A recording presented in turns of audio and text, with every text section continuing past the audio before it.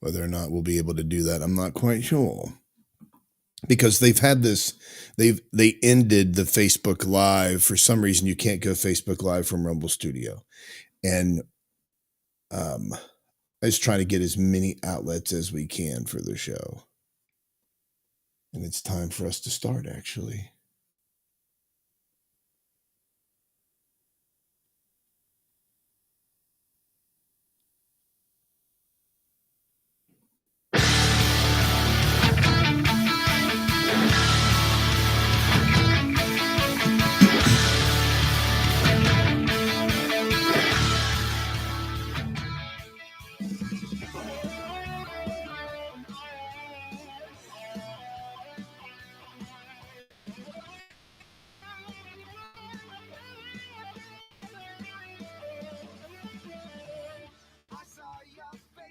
Welcome to the breakdown, everybody. This is Aaron Barker broadcasting from an undisclosed location deep behind enemy lines, asking the questions that get you kicked out of Bible study and sent to therapy. Thank you all so very much for the opportunity to be in your vehicle, office, residence, warehouse, farmhouse, henhouse, outhouse, or doghouse, wherever it is you may be listening to the breakdown today. And we've got a big show for you. Golden statues, fake Epstein drops, religious manipulation, all of that's coming up in this program today, which you can join and be a part of. Simply by going to Rumble or over on the Crusade channel, live radio the way it should be. Jump on there, and we will be more than happy to interact with you on the Crusade channel. Chat room also, and then of course you can join us on Rumble. And we are I'm expanding. I'm putting us everywhere just to see what kind of response we get. But we're also on YouTube and Twitch and D Live right now. So we're all over the place. So join us there. You can also go to aaronbarker.substack.com. And I have fulfilled a promise. Erica and I have fulfilled a campaign promise. And I will tell you a little bit about that here in just a moment. And as always, joining us, the always lovely misinformation herself, Erica Sauer. Good morning, Erica. Good morning. Yeah, so we did something this week. We fulfilled a campaign promise. We did, and it went well. I think it did too. I'm excited for people to hear this. So what we did is I told you a few weeks ago that we were going to start a subscriber only separate podcast from what you get here, because what you get frivolity, you get fun, you get a various round of news stories and information we give out here on weekends, on Saturdays for 2 hours live. Absolutely love it.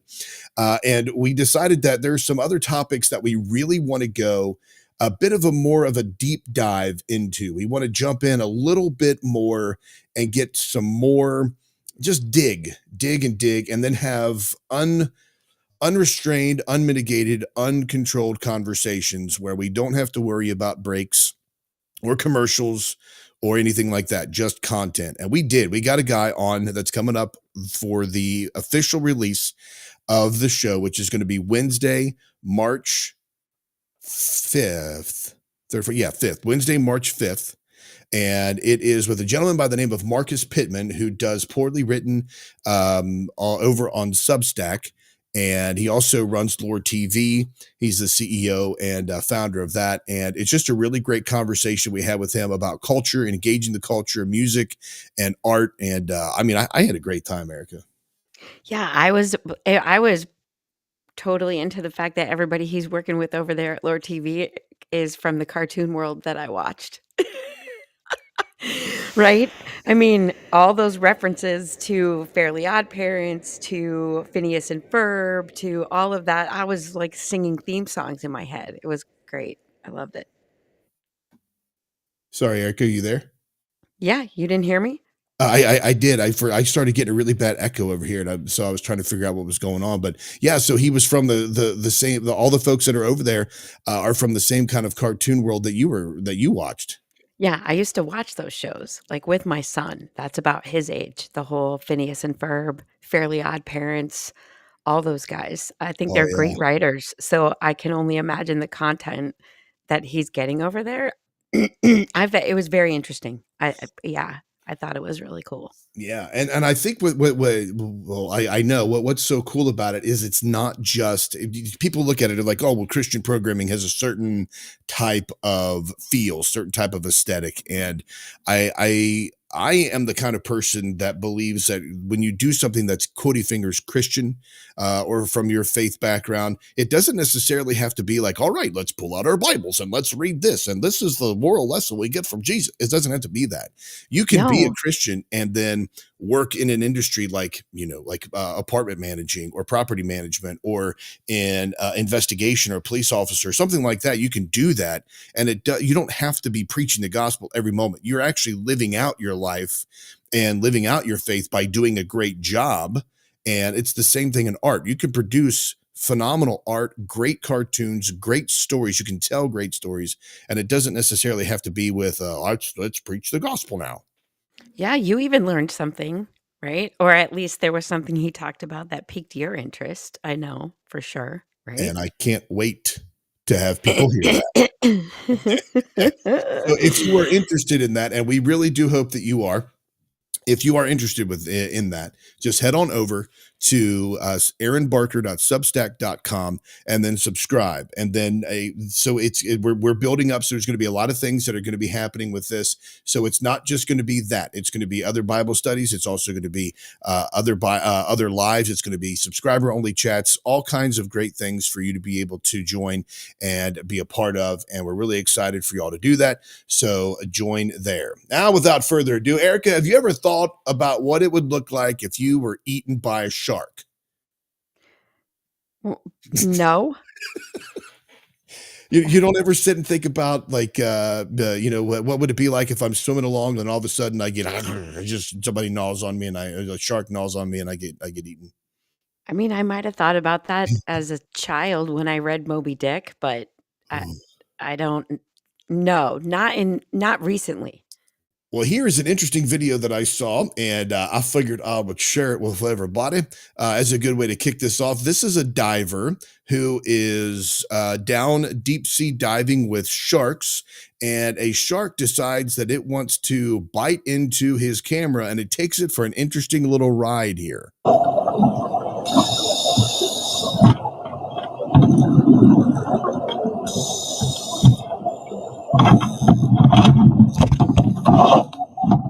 He's just kind of pushing the shark away.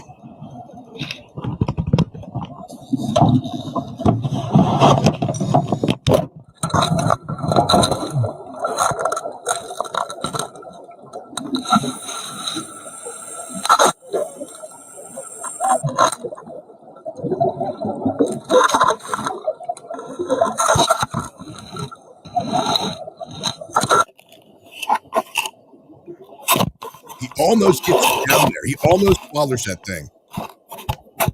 And then just spits it out because he's like, no. And then the diver swims over and grabs his camera. Probably super excited about the awesome footage that he more than likely just got. Right? He's like, "Please tell me it's still working. Please tell me it's still working." I mean, how cool is that though? Like I watched it and I was like, oh, okay. At first I'm like, oh, well, that didn't really do anything. And then when I It's started the shark was like swishing it around his mouth. I'm like, dude, that is awesome. it looks like the inside of an oyster. It does. It's like it's really weird looking in there. And I like there's almost no throat hole, Like I say throat hole. I ain't no I throat hole in that shark. Yeah, I'm not I'm not touching that one. I meant to Yeah, say his esophagus, but there ain't no why throat does he hole. it's amazing to me he feels so comfortable. He's just pushing the shark away like, "Listen, dude, that's a level of comfort I probably wouldn't have. It You has to wouldn't be. catch me down there." That's the first thing. What's so amazing is that yes, the level of comfort he's pushing the shark away. What that means is the guy he has to be down there so much that Right. these sharks just know him and like develop this relationship with him. Because I think that a lot of I don't know if it was a documentary I watched on sharks or not, but they're like dogs where they get to know people and then not that they're as loyal as dogs, but if they get to know you and they're comfortable with you and they know when you're going to feed them and what you're going to feed them and how you're going to do it, they're really not going to attack you. Now, I think you have to, stay in certain positions and prevent yourself from moving in certain hand gestures and stuff. But it's incredible how because you don't really think about the creatures in the sea having that same kind of consciousness that you would a domesticated or land animal, you know? Okay, can we just stop? First of all, let's just acknowledge They don't have conscious thought. Uh, It's instinct. They're not developing a relationship with you. It's they don't have that type of thought in their head. There's no, "I'm hungry, I'm gonna get up now and I'm gonna go eat." It's all instincts. I don't wanna cross the lines here. so it's okay. So you're correcting me in that you don't think animals have conscious thought. They do not have conscious thought. You're stating it like it's a fact. Like we know for a It certain is a fact that they fact. do not have conscious thought. Like a dog's not like, hey, I'm going to clean myself right now in front of the entire family, not care. No, that does not fit. No, absolutely not. Interesting. Okay, well maybe I misspoke by saying conscious thought. But yeah, sentient thought. You don't think I guess sentient life would not be part of that either. So you don't think that they're like they're just wandering around thinking it's all just driven by the fact that their belly's hungry and they want food. That's it. Yes. Yes. Well, now my whole life is shattered. What did my dog actually think about me? Nothing. Your dog didn't think anything about you, Barker. He thought that he needed food and care, and you're the one that gives it to him. And you don't think he thought as long as the fat one doesn't eat everything on his plate, I might get something? Or she, not he, but he's like the fat one, the big fat one there. The dog Has sat there and out of habit knew that it might not get scraps if you ate too many, but did it think that in its head? No. What does the dog have sense of? You're implying that dogs speak English, first of all, that they're going to dogs have understand conscious English? sentence. I'm done. I'm done. You don't I'm think dogs done. understand English? Like if you tell a dog, go outside. We used to tell Ginger all the time, go to Bree's room, go to Michaela's room, and she would go to the rooms and be like, go to Bree's room, go wake Bree up, and she would go in there and Yeah. give How many her times has the dog heard the sound "brie" associated with that individual that smells a certain way? It's all habit. It's all habit. It's sounds. Your cat doesn't know its name. It just knows the way that you always say it. And when you say it, it knows, "Okay, that's me." And it doesn't go, "Okay, that's me." It just responds to the but it has to sound. understand. It has to have a certain amount of No. language understanding in order to No. process that. Because, but It's wouldn't that not be the same processing logic? it. Wouldn't that It's be the not same process logic if you had somebody that worked for you that didn't speak English and they would just call you Erika, Erika, and then you'd be like, oh, well, they're saying my name. I understand that in their language, that's what it sounds like, right? But blah blah blah. You don't think that a dog or a cat or anything like that. I mean, like you wouldn't consider No. that understanding a language. No. Gosh, why are you so mean, Erica? You're just so mean.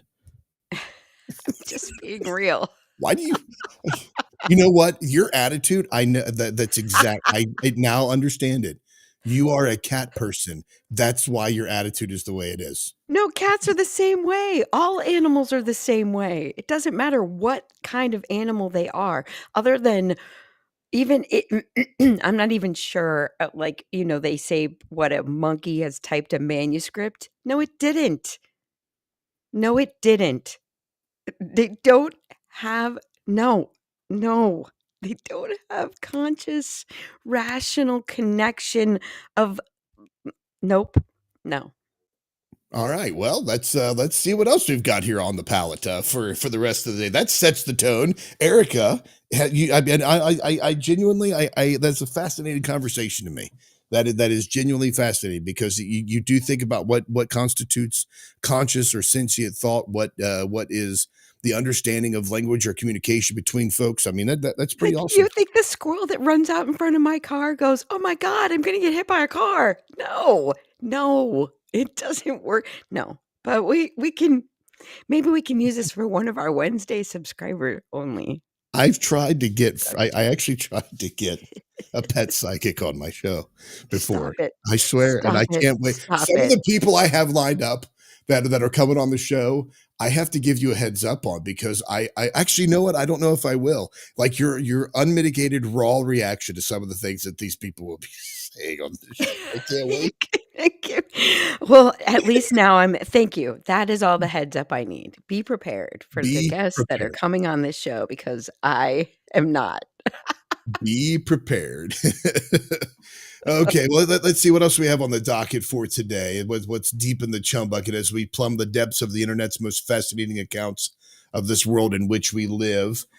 We have this: a young woman was playing basketball, or was on a basketball team, I should say, and she decided, with her mother's assistance, that she wasn't going to play, and here is the reason why.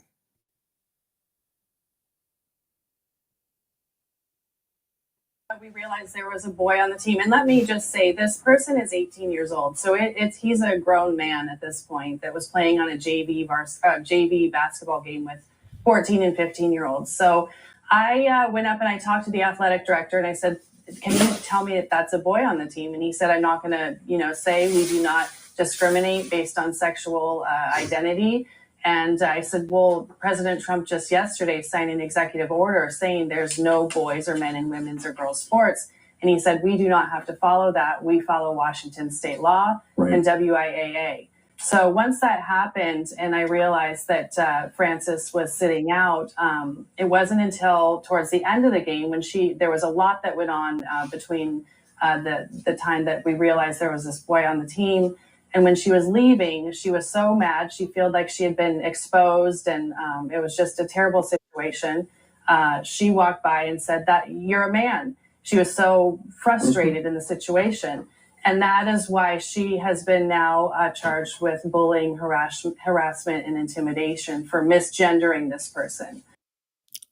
So a young woman sits out of a basketball team, an opportunity for her to play, a team that she no doubt practiced hard to be on, practices to engage her craft and to be better at what she does, probably looking for scholarship opportunities.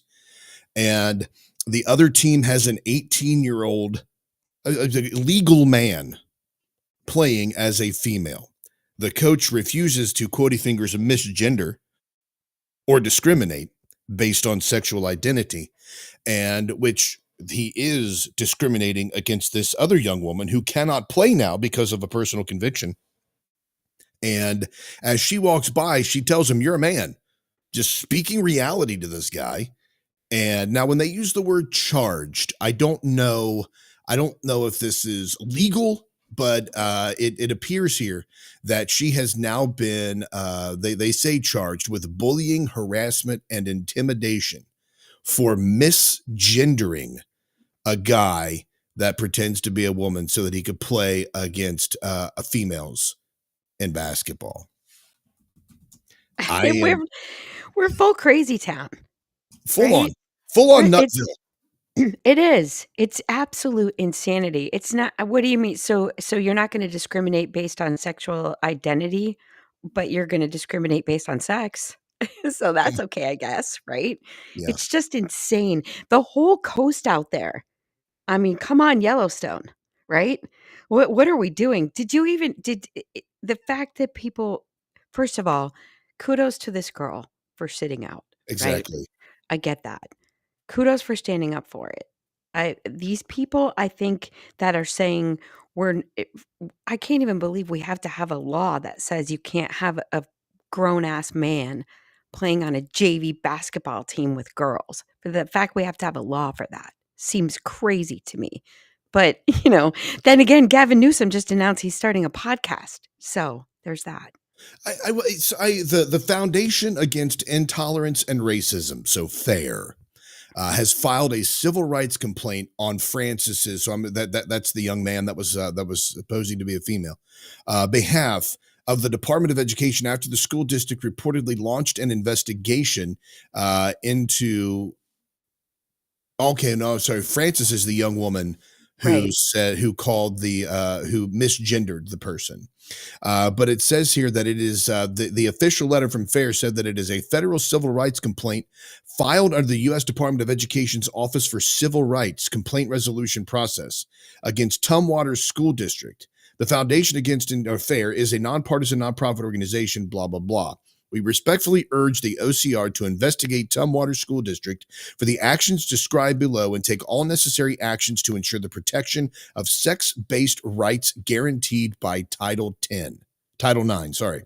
On February 16th, 2025, a 15-year-old female student athlete, Frances Stalt, A TSD sophomore experienced sex-based discrimination, which prevented her from participating in her school basketball game. In the course of the discriminatory event and in the days since, Miss Stott and others have also experienced material threats to their First Amendment rights to free speech and expression. So it appears here that FAIR is actually filing the complaint, on behalf of the young woman who was discriminated against, the 15-year-old who was not able to play basketball. Right. Because of it. Because Title IX guaranteed women the right to the same sports that the men were getting, right? It didn't mean that you get to play on the men's team. It meant that you could have women's teams, and schools were required to provide equal amounts of access to sports for girls as they were for boys. That's it. In a nutshell. I mean, there's a lot more to it, obviously. I'm there is, generalizing, right? But they should be coming to the defense of Title IX, which didn't say if you're a dude that thinks you're a woman, you should be allowed to play sports with the girls. It didn't say that. Oh, it says here that the trans student said that if he knew that anybody else felt like this, he would have sat out of the game and would not have played. Well, I mean, how obvious is it that people do feel this way? And if it is like this, why don't you just remove yourself from that and go play in men's sports? Yeah, number one. Number two, I have some other questions here. Okay. Why isn't this just about age? What is an 18-year-old? Maybe he's a senior. Okay, I'll give you that. So possibly he's still in high school. But why is he playing on the JV team as a senior? And just sit him on the bench on the varsity team. There's a lot. I mean, you could object to this just based on age. Oh yeah, absolutely. Absolutely. To play against like that, because what happens if what happens if they're injured? I guess there's a certain expectation in sports that you're not going to sue, or if somebody does like a flagrant foul against a person, that could be considered assault because they're over 18 years old. Well, if you look in the chat, Jamie and I are all for flagrant foul in this situation. So yeah, well, you could have made sure that the gentleman knew that he was playing against. I was just checking, right? Before I file a complaint, I just want to make sure that you're a man. It'd be like Crocodile Dundee. That's not a Sheila. If I elbow you here, because at my height, it'd be easy, and you drop to the ground, I'm filing a complaint. Absolutely. We'll see how female and how feminine you are, buddy. So very interesting there. Just keeping with this kind of this type of DEI type stuff. Costco is trending for all of the negative and bad reasons. Here is this is the Costco chair. Just made a big announcement that has a lot of people crying foul. Ooh. And then they also want to boycott Costco, and here is what he has to say. Costco has gotten a lot of visibility, more than we ever wanted or needed, because it's standing behind its current policies and procedures, and none of them are illegal. We've had every legal lawyer look at it, and none of them are new. None of them are post George Floyd.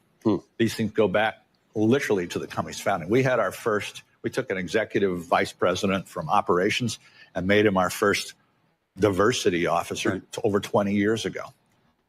We think of this as not so much for the social good, although I think it is.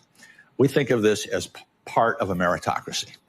If we attract a broader talent pool, we have 300,000 employees. We attract a broader talent pool, and we work with them all individually, given their different backgrounds, to be the best professionals they can be.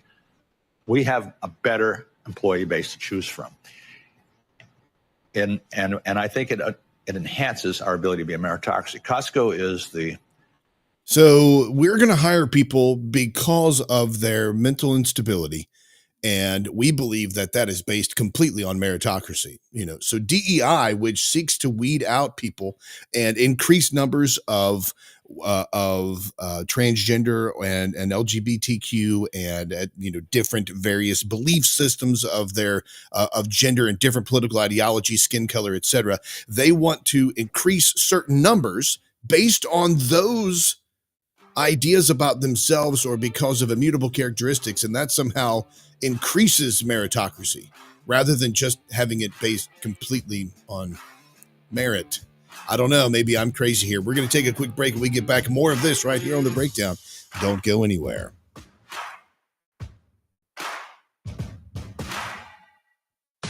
Asking the questions that get you kicked out of Bible studies and sent to therapy. You're listening to The Breakdown. All right, folks, tons of stuff happening. Very happy that you all are here with us today. By the way, if you want to switch your mobile phones, you can do that. You can actually switch to Patriot Mobile for your cell phone service and get your first 2 months free when you use promo code VICTORY! Offer expires this coming week. Sign up now at patriotmobile.com or call 972-PATRIOT. Go to patriotmobile.com, use the promo code VICTORY, or call 972-PATRIOT. Switch your cell phone service, get your first 2 months for free. And by the way, for everybody listening, if you miss Erica and me, I'd probably miss Erica more. If you miss seeing our beautiful faces, then you can subscribe to that show. We do video on that show, that midweek show, by the way. I just want to say that you're so lucky that the music started playing because you are not going to like my comments on that Costco thing. Oh, well, I want it. I want the comments. When we get back, go ahead and let us have it. Well, I don't want to go off on a tangent and get stuck on the same subject, but I didn't hear what you heard at all. You didn't hear what I heard? I did not hear what you heard at all. I just okay. I didn't. Let's definitely talk about that when we get back. Okay. So, yeah, I'm going to hear it. Hold on. I'll be right back.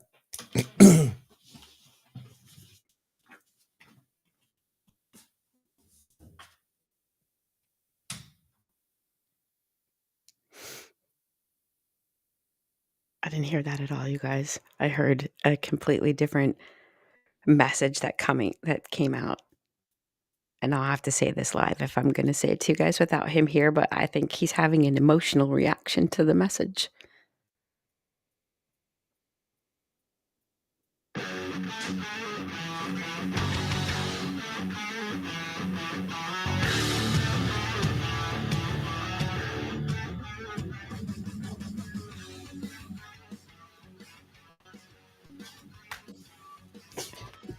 All right, we're back. I'm about to make Aaron upset about what I said while we were off. All right, so before we went to the break, corporate, the Costco's chair just announced that they're not going to change their DEI. They're going to continue their policies, and they think that it is part of a meritocracy. And Erica says evidently she disagrees with her. She didn't hear what I hear. I don't know if she disagrees, but what were you thinking about that, Erica? I heard him say we've had what we call, that's what they called it before it was ever made a thing that is now a ridiculous thing. I get that part, right? But I didn't hear that. Like, I heard that they use their program to attract and develop people. And I don't think it has anything to do with your specific background. I think it's geared toward, it sounded like all backgrounds. Okay. I thought he basically was saying, listen, this is something we've reached out to different sectors of the population to recruit talent and help develop them into professional people since way before DEI became a thing. And it works for us. And we don't see any reason to change it. That's what I heard. So you're saying that what people now call DEI is not what they're doing. That they're It's just not. increasing It their didn't ability sound to to pull me. from a larger talent, from a larger pool. That's what I heard. Okay. 300,000 people. You can't just hire whitey. Oh yeah, yeah, absolutely. I mean, I agree with you on that. I just with the comparison between DEI and meritocracy is where I find a bit of a discrepancy. It probably It's and maybe he did, and if you heard that, obviously he was doing a good job of explaining it. But if he was saying, "Look, this is something that we don't consider DEI, that that falls under the same purview. We do this because we're looking for a larger talent pool, etc." That's perfectly fine. And I also think that there's this huge knee jerk reaction whenever somebody is labeled with DEI or whenever somebody's policies are thrown with DEI. How many people, and I could be wrong on this, how many people will hear that Costco is doing DEI and they jump on this huge bandwagon? And it's like, look, do some research on your own. Find out what it is that Costco is actually doing without listening to all these silly people on social media that try to make you angry about something that's not even legit. You know, right. so if I stand corrected, absolutely, I'll admit that I'm incorrect in it. And if that's the policy that they're doing, if they are hiring based on merit because their talent pool is just so large, then that is different than what we're being told is DEI. I'm not even saying you're wrong. I think that everyone's reaction to it is viable. It's valid. I understand why people are jumping on Costco and getting crazy with it, but I just what I heard there was not what Okay. you heard. Yeah, yeah, That's all. absolutely. Jay Sparkles actually says in the chat it was developing the people part, helping them learn the skills and knowledge to merit the position or promotion. Absolutely. Then she's saying what that's what she heard. So yeah, I'll have to re-listen to that, and maybe I'm just misunderstanding. Maybe I'm one of those people that see DEI and just get a little annoyed. Kaiser says, Or maybe it's meritocracy that annoyed you, where you were like, "Okay, where's it's a blurred line for sure," and possibly that was the trigger, but Well, I just well, heard it it's different. when you say triggered. I mean, when I hear meritocracy, I'm fine with people being hired based on their merits because I've seen people get hired that get hired over others, and I've seen people that have limited the pool of talent because they didn't want to go through the process of hiring. They're just like, here, you choose these people. We don't want to go through this interview process again. And it's like, look, you're going to invest tens of thousands of dollars in training a new person, and hundreds of thousands in some cases, in training a new person, and then you're not going to take the time to carefully vet and find somebody for it rather than going for the person who has the talent, who has the background, or has the ability to learn. You're going to go with somebody that simply fits a checkbox, if they're minority Right. or whatnot.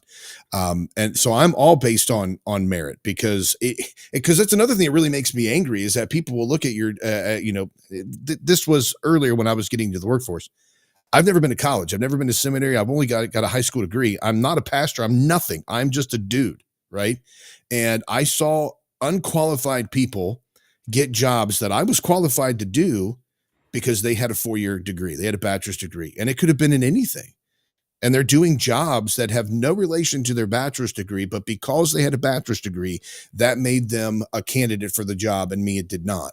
There are very few things in my life that I'm confident about, and very few things in my life that I will say, yeah, I'm good at that. And there are a couple of things, that I think that I could do well at and excel at in a professional career, but I would never be looked at for those because I don't have a degree, and it's frustrating to me. Do it based on merit. Don't do it based on skin color. Don't do it based on educational background. Do it on the ability. Do it on work ethic. Do it on longevity. Do it on loyalty. Do it on your ability to learn something or to acquire a new skill or just life skills. I mean, even colleges now offer or have been for a while offering life experience where you can test out of certain classes, because why should you have to pay for a semester or 2 semesters or 3 semesters of a subject that you've been doing for 30 years or 20 years? If you know that subject, test out of it and prove You your ability to do it. can't you do that, in school now too? I can't you do that in school? For, like, your first 2 years of college, you have girls that just went in, don't they let you test out of certain things that you should already know? Yeah, there is that ability for you to do that because and as an adult, when I've looked back at education, and they're like, hey, if you can test out of this class, like pastors that want to go back to do a seminary or something like that, It's like, well, you've been pastoring for 20 years. You probably picked up some Greek. If you can test out of this Greek class, then you don't have to take it. Right. Right. Or this church history class. But yes, there are classes that do that. Like if you have the ability to test out. Yeah. Yeah. I'm a little out of that. I'm not doing it the traditional way with either of my kids, but I do know that both my kids took 3 years of foreign language in high school to fulfill their college foreign language requirements. Yeah. So I know they let you do that in school. Why wouldn't they let you do that in the workplace? That is exactly. And that is exactly what I think should be done. It's just merit. Do it based on merit. Do it based on skill. Don't do it based on a piece of paper. All right. Or a skin color. Okay. So Yeah. since we're going along with that, let's do this. So gosh, the shocking news of Gene Hackman and his wife. For those, I mean, I'm sure everybody's heard about this, but they're saying now that they believe that they were deceased for 9 days before they were discovered in their home. Okay, so I have a theory. Okay. The only thing that doesn't fit in the theory is the dog in the closet, because that's weird. Gay dog. Okay. Right? That it's weird. When the dog was in the kennel, it totally fit with my theory. But now that the dog is in the closet and the daughters are smiling, having breakfast the next morning after it gets announced, that's weird. But my theory was, okay, her in the bathroom with the pills. She had an incident. I don't know what the pills are for. Maybe she has epilepsy, or is she, something that you could, if you take a pill for it. But she's having an episode. She falls. There's that thing about the space heater, whatever. And he comes home because the door's open, right? I don't know if he fell there or was he trying to get help, but I think she died first. And he, in his somewhat dementia state, right?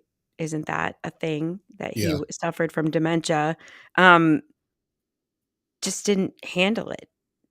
Didn't cope with it. Process it. Didn't understand what happened. And right. And then he just ended up stroking out or had a massive grabber and coming in the front door, and he fell. His sunglasses are right there by his head. I don't know. It's all a massive coincidence, but I mean, who's going out of their way to whack Gene Hackman and his wife and put the dog in the closet? It's just weird. What did he know? And who knew that he knew what he knowed?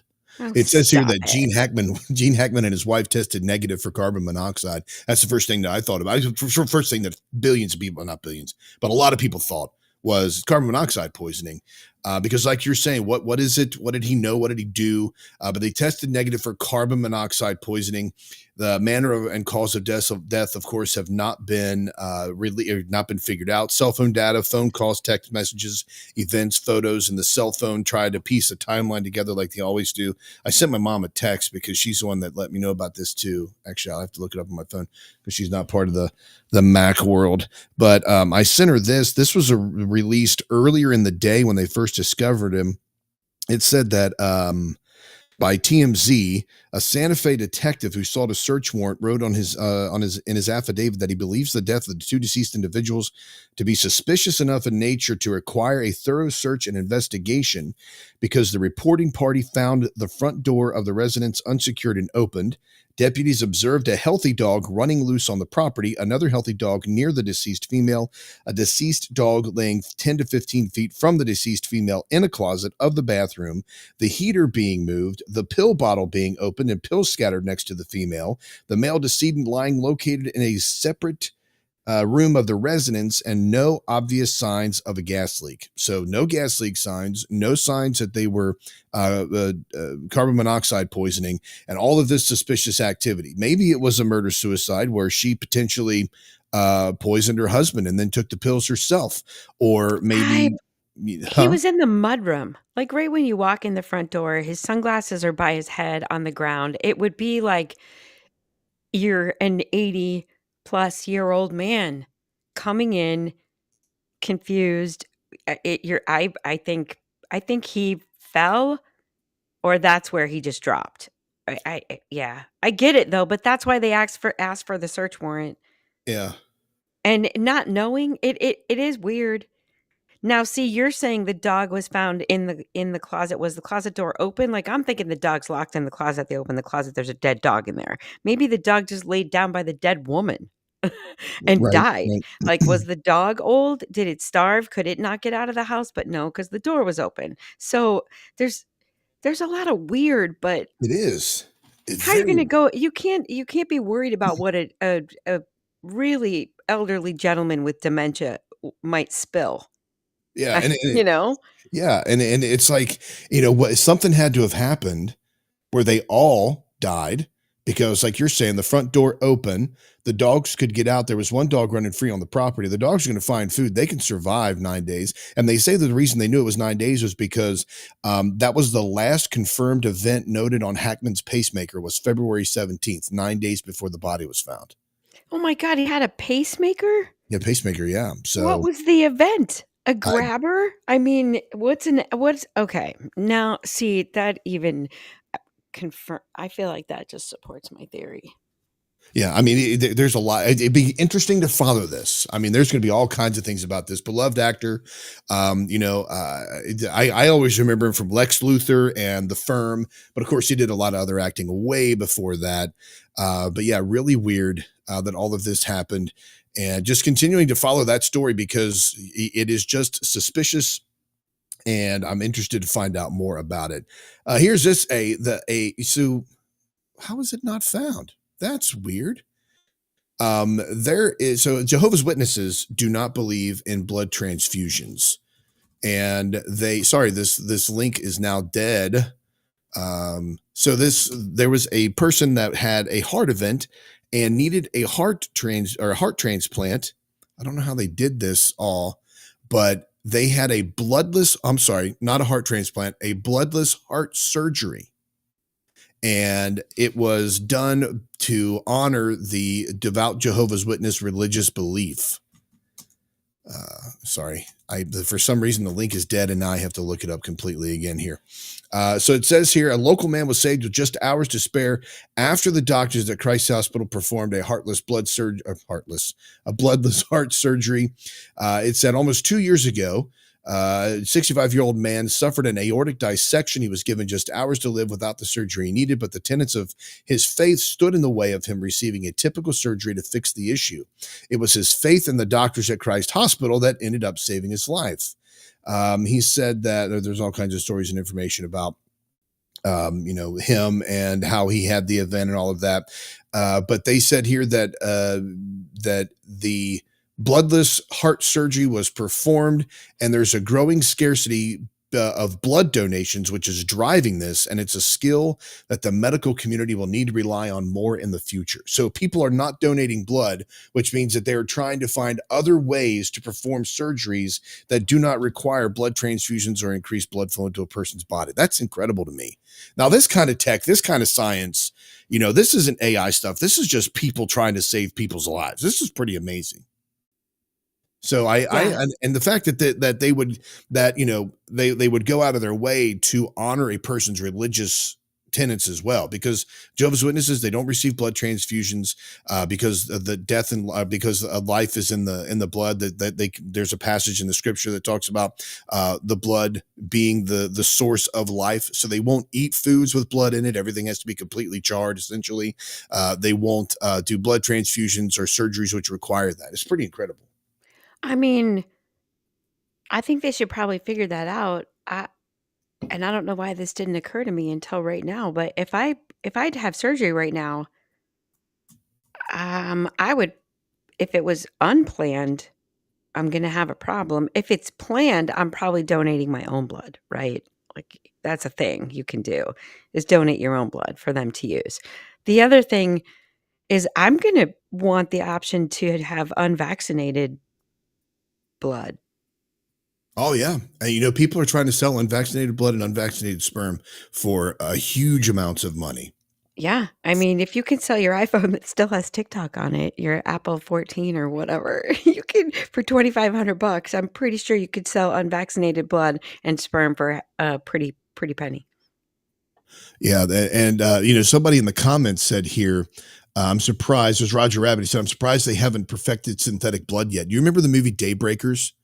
with Ethan Hawke, where they're vampires, but Yes. yeah, and they've developed a synthetic blood so that they don't eat human, they don't suck human blood. It's pretty incredible. It's a fun movie to watch, but like the tech and all that stuff, so they could exist and live in a world with sun and such. It's pretty awesome. Yeah.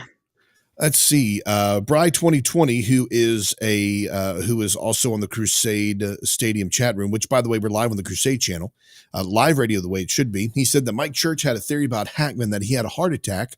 She found him. She didn't want to live without him. Put the dog in the closet and took her pills. And saying that he was 95. Oh yeah, I thought he was 85. He was 95. Wow. Yeah, 95.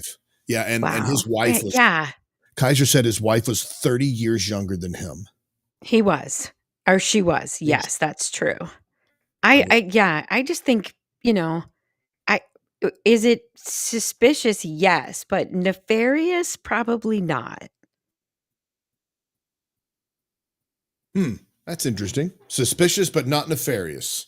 Right. Okay. Like it's definitely weird, but I don't think they were murdered in cold blood or taken out to prevent them from leaking something about the Epstein list or any of the crazy things that I've heard. You mean which we're going to talk about here in a minute, the flop of this freaking Epstein garbage that happened. Actually, let's go ahead and talk about that now since you brought it up.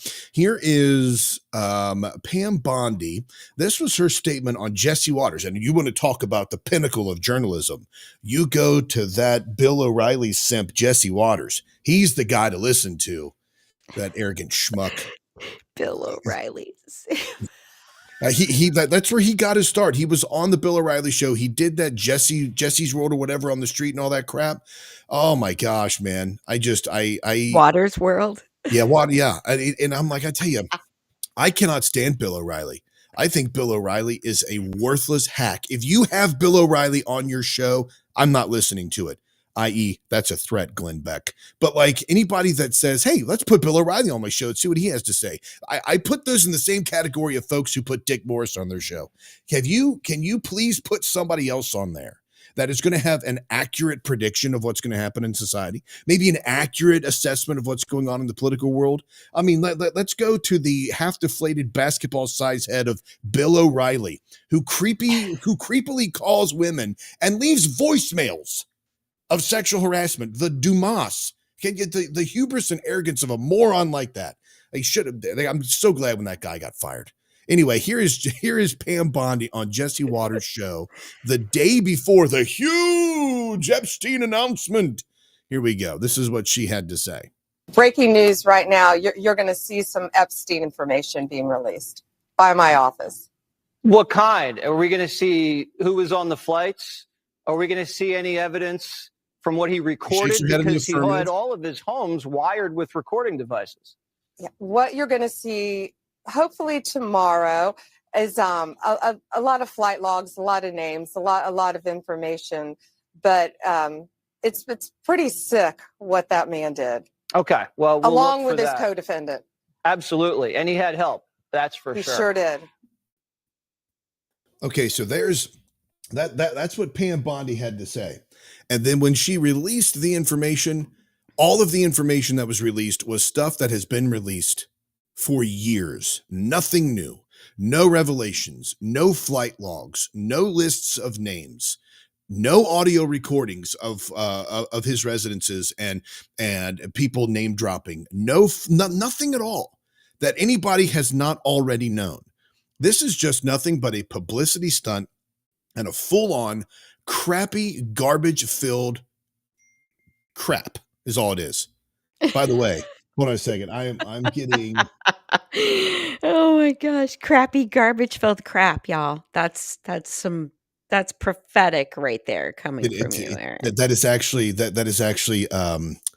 Sorry, for some reason the sound bites and you are not going through on the Crusade channel, so I'm trying to figure out right now what is going on there. So I think a little different, right? I mean, what you're saying is all true. It looks ridiculous. It appears completely miscalculated. It's botched. It's completely out of character for everything we've seen in the last 39 days of the current administration. Is it possible that it's a calculated risk? They knew this was gonna be the reaction. They knew they didn't have everything. In order to generate the anger and the attention that they need to be able to get what was not turned over. Because what would be the optics if they didn't release it and then they just stormed the FBI office, that regional office in Southern New York, right? Like, what would be the optics there? And I'm not playing for optics, but I'm just saying it seems too dumb to be real. I feel as though they knew that was gonna be the reaction. They counted on it. They want people to be upset and make her look ridiculous. I think it's might be a calculated risk, but I don't know. I don't know. But I'm tired of that. There's actually a tweet by a guy which I thought was really I've never heard of this guy before. I was just going through X getting information about this, but this gentleman by the name of Vince Langman. Again, don't know anything about him, but his profile is MAGA 2024.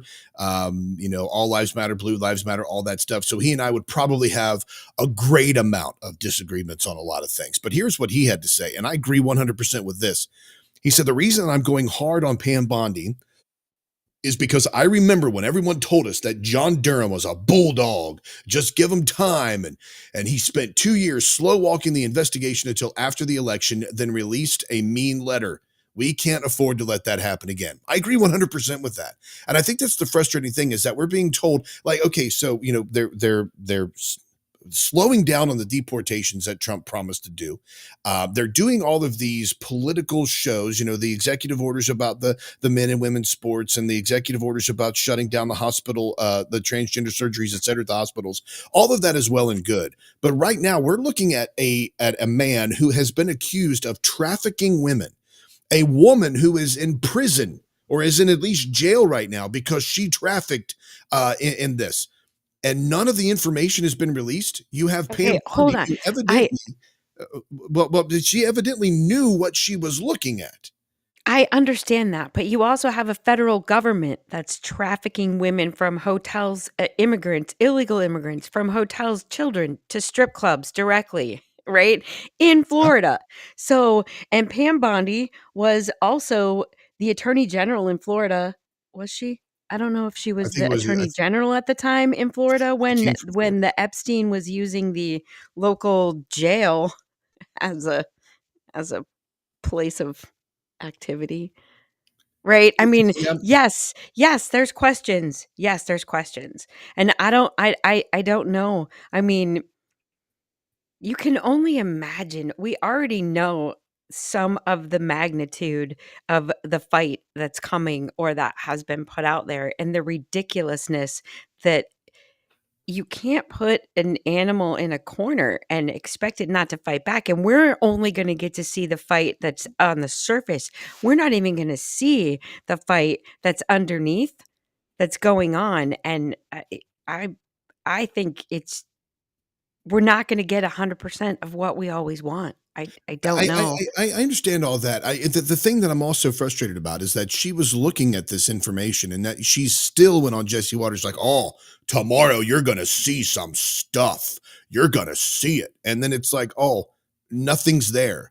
And but maybe that's what I'm saying. It's such a complete failure that I almost have to think it's a failure on purpose. purpose. Yeah. And she wrote a letter to FBI Director Patel, and she was, it was a strongly worded letter. I repeatedly questioned whether this was the full set of documents responsive to my request and was repeatedly assured by the FBI that we had received the full set of documents. So she knew what she had. She knew what she was looking at. Right. And she knew it was not as much as she wanted. And she still went on Jesse Waters saying, oh, well, there's more. But perhaps her job isn't to be a news organization for the American people. And perhaps her job is to use the fact that she doesn't have it all to hammer it home and allow Kash Patel, who's getting all kinds of feedback and people hiding things on him, the ability to go in like Thor's hammer and clean the freaking house out. But why didn't she say that? Why didn't she go on Jesse Waters Because and say, sometimes you don't just go out to the public and show your hand. That's not how you play poker. That's what That's Trump does not all the how time. you play poker. Yeah, but they're not all Trump. She should have walked out there and said, look, Jesse, and anybody else who's, the 10 people listening to Jesse Waters, I have nothing. I have absolutely nothing in close to the amount of documentation that the government has on this. They have given me crap. I have received the same stuff we've had for 10 years, some of it heavily redacted, some of it not heavily redacted. I need more. And she should have made a campaign about this. Like, if you want this no nonsense, don't pull any punches, make the government transparent, then act like it. Go out there and say, I've got nothing and I am fighting to get it. I'm not going to pull in these rinky-dink grifter influencers off of Twitter and social media and make a big show out of all these pretty binders and then make a fool out of myself and other people by saying, well, actually, it's stuff we really had. It was just a publicity stunt. That loses credibility. What that does, what Pam Bondi did the other day is equivalent to what QAnon did for 4 years with the Trump administration. Because it's like, John F. Kennedy Jr. is going to appear at Dealey Plaza. And people actually went to Dealey Plaza to see John F. Kennedy Jr. appear and then become the running mate for Donald Trump. It never happened. QAnon was a disinformation setup to make people look like morons. And I think that's the same thing that Pam Bondi is doing with this. And if they're not careful, they're going to lose credibility and people are going to call for heads, not Epstein's, but theirs. All right, folks, that's the first hour of the breakdown. We will be right back after this with bad theology and more. So keep it locked in. We'll see you in a few minutes.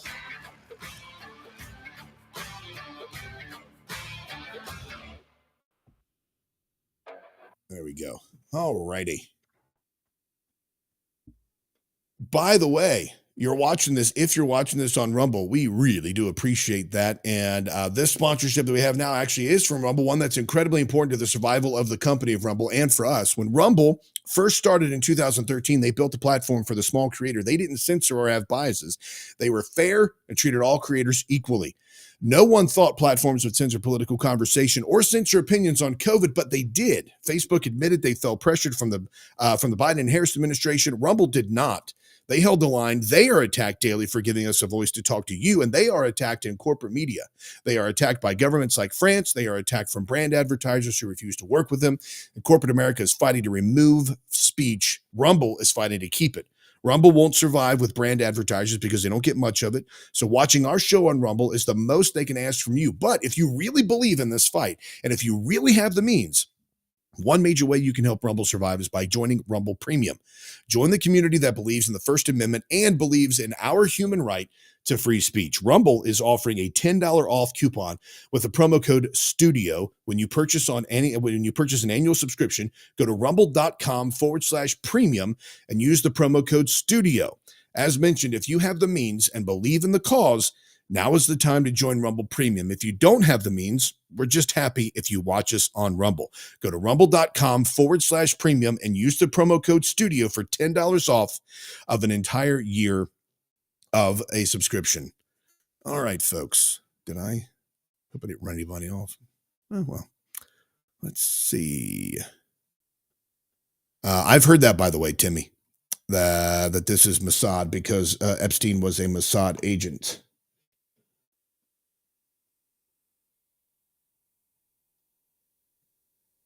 Okay.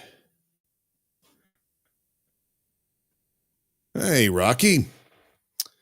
We're going old school right now with no vid, but we can talk. We can talk, buddy. Let's see. There's that interesting. I might throw that one up there. A couple other stories to get her. Yes, I did kill the video. I like this old school thing. I like this old school no video thing. But, folks, you can join us over on our subscription service on Substack. The podcast and the subscribers over there actually get to see our beautiful faces. I will be right back. Oh, did he leave? Okay. I think he's pretty mad at me about that last part, you guys. What do you think? I'm probably going to get a lecture about that later. I just think it's crazy for us to think that they're really that dumb. They had to know what the reaction was going to be, and they had to know what people were thinking. And they had to know there was going to be backlash. Might be why she looked a little intrepidatious when she was saying, hopefully tomorrow you're going to see all this and you're going to see all that. I mean, not everybody's good at lying when they know that they're trying to play a sting operation. I don't know. I'm going to hope for the best here. I don't want to be 39 days in and be totally deflated and be all emotionally reacting like Aaron's being such a girl today. He needs to come back so I can say that to him while he's here because these emotional reactions are just, I'm about to call him out. I feel like I need to. Can we just bring some sanity into the room, please? And come on now. I think it's going to be a lot harder than we think. You can't expect people to just come in and week 5, we own the FBI. We know everything. We have access to everything. We can put the smackdown on whoever we want, whenever we want. Come on. If the organizations are as deep as we say, it's not going to happen in 5 weeks. I called you emotional.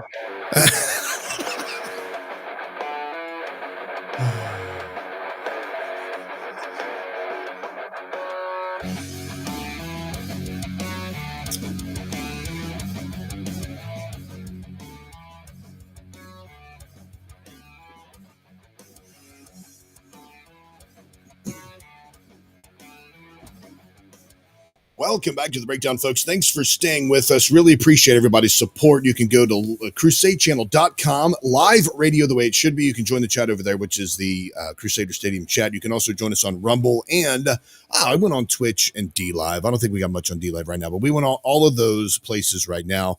And we are also, just in case you did not hear and did not know this, the world is getting weirder by the day. We have paranormal encounters.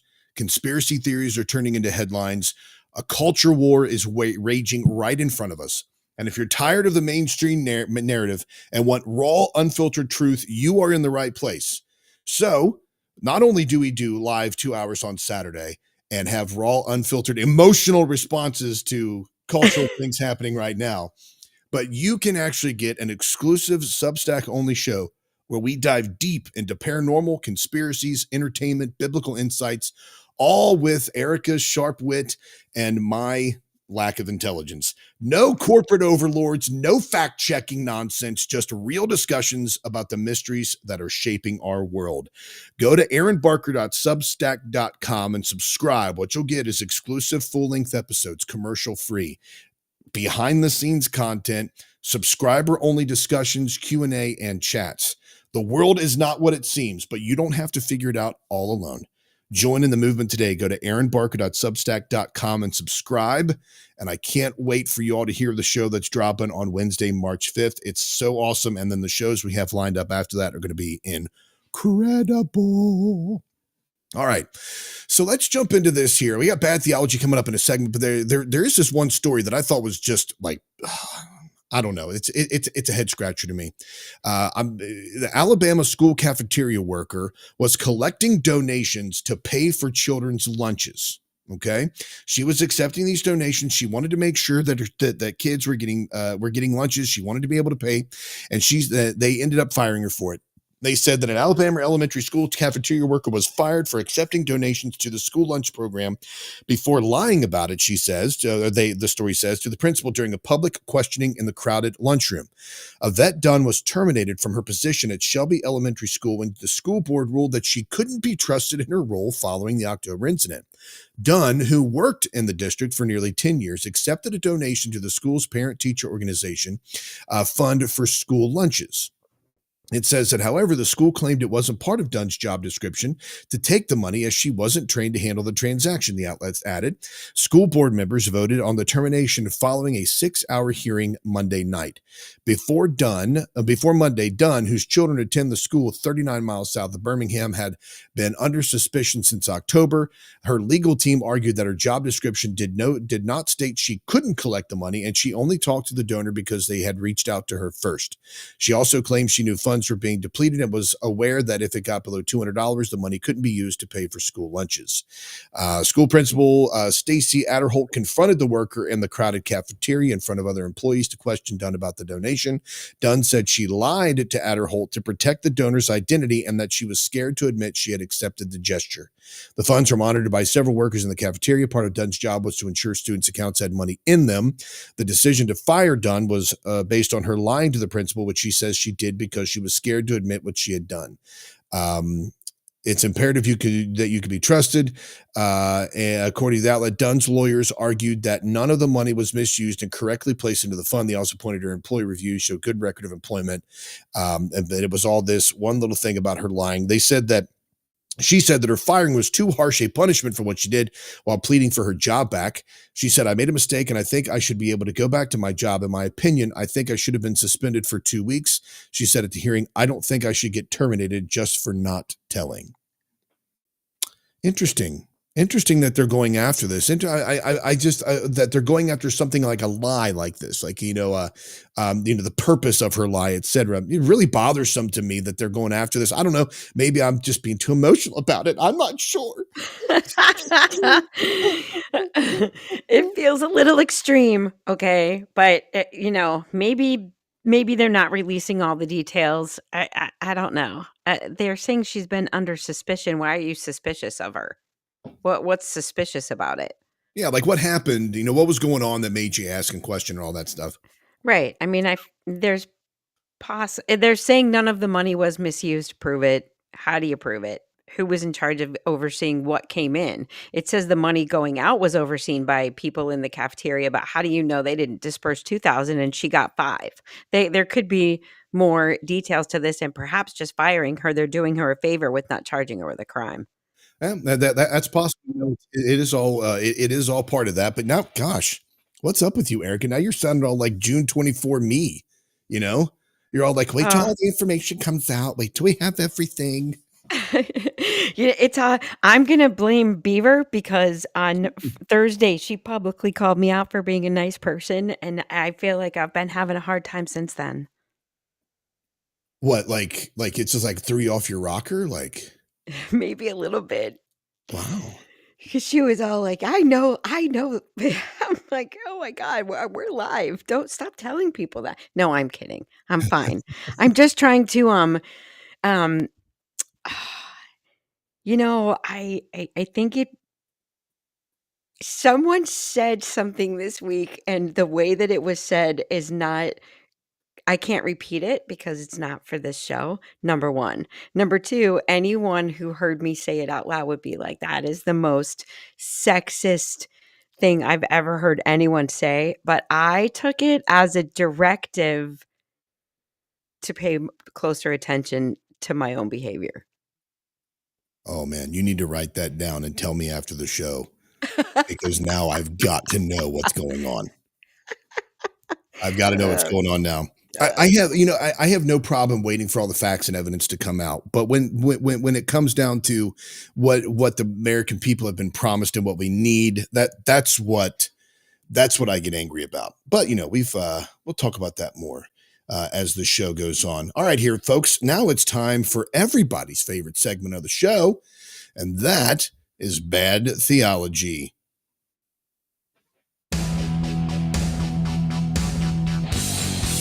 You're teaching some bad theology. Your bad theology's annoying me. Oh, you're teaching some bad theology. Repentance is the only cure that you need. All right, folks, this is the part of the show where we talk about bad theology and expose bad theology. Now a couple of things that I want to throw out here. A couple of things that are very, very odd to me. I have been getting myself in trouble because I've been calling out people that what I call Trump worship, and their undeniable, unmitigated, complete trust of anything that Donald Trump says or does, or anybody within his ilk says or does. Here's this one thing. I want to play this first by way of just to kind of show my point before we get into the deeper aspect of what I want to show. But this is an interview that was made of a couple of Trump supporters and Elon supporters. And what were your thoughts on Elon Musk's? What were your thoughts on Elon Musk's hand gesture? The same thing. He is not enough. That's a gotcha. It's the. Would you do that gesture right now? Hi. There you go. But it goes. The hand goes to the chest beforehand. Oh my God, bro. Oh, hell no, man. What the fuck, man? That didn't feel a little weird? What were your thoughts? That didn't feel a little weird. I love how that guy did it, but that's one of the things. That's one of the things that I see, and I'm like, oh my goodness, the unmitigated support, the refusal to call people out. Now, this instance was a little bit different. Donald Trump posted an AI-generated video, or I'm sorry, I'm going to make sure I'm accurate on this. An AI-generated video was posted to Donald Trump's social media this week. Because I said Donald Trump posted it, and they're like, oh, we don't know if he posted it. He's got a team working for him. Okay, so it was posted. He's allowed it to be posted. If you have not seen it, this is an AI-generated video relating to Gaza that was posted on Donald Trump's social media this past week.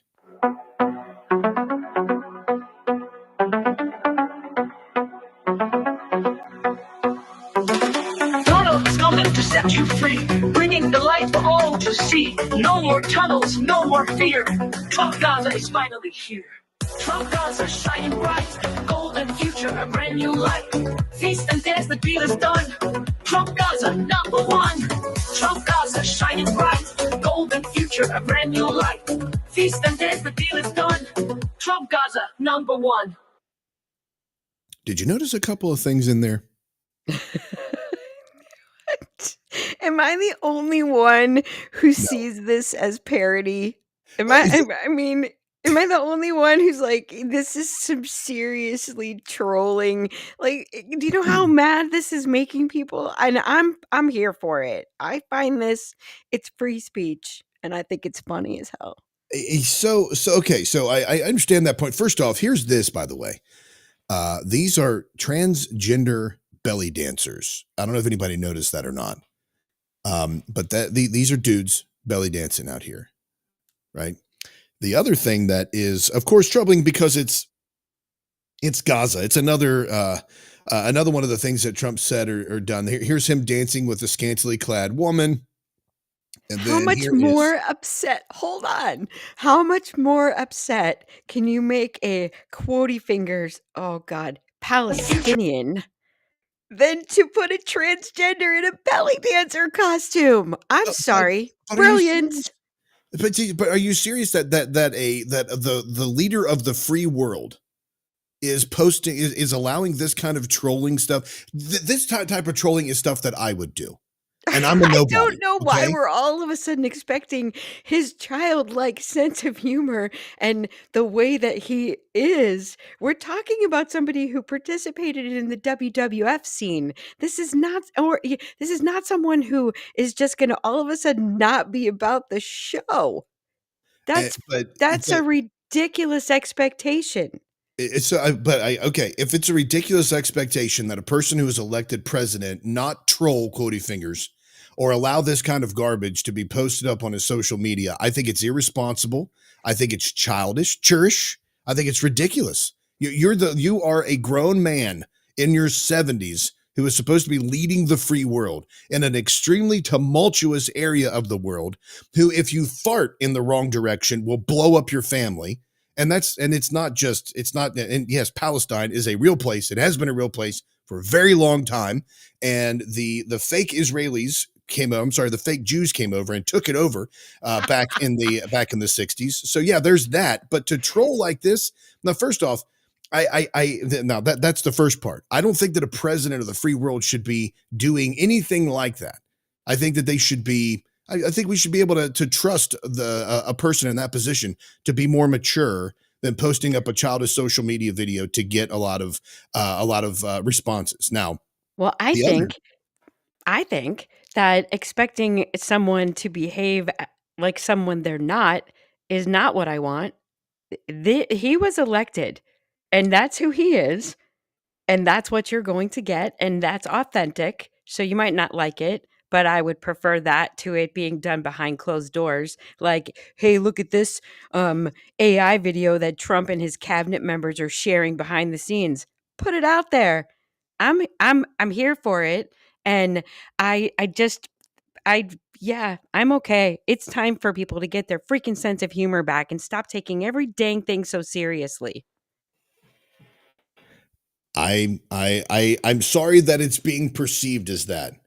But this also with the Trump golden statue here.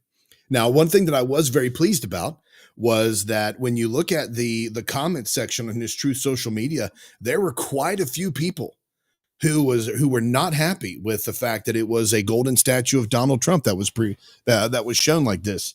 The golden statue is frightening. This does not feel that this is something Trump would post. I wonder if someone is messing with his account. No, I doubt that. The people said this video is shocking, disturbing, deeply respectful, and deeply disrespectful and disgusting. I was surprised. I was actually These surprised. are the same people that are mad about the Kendrick Lamar Super Bowl. I'm not mad about the Kendrick Lamar Super Bowl, and I think that this is just it's irresponsible. Go ahead. I'm sorry, I didn't mean to interrupt you. Go ahead, Erica. No, it's fine.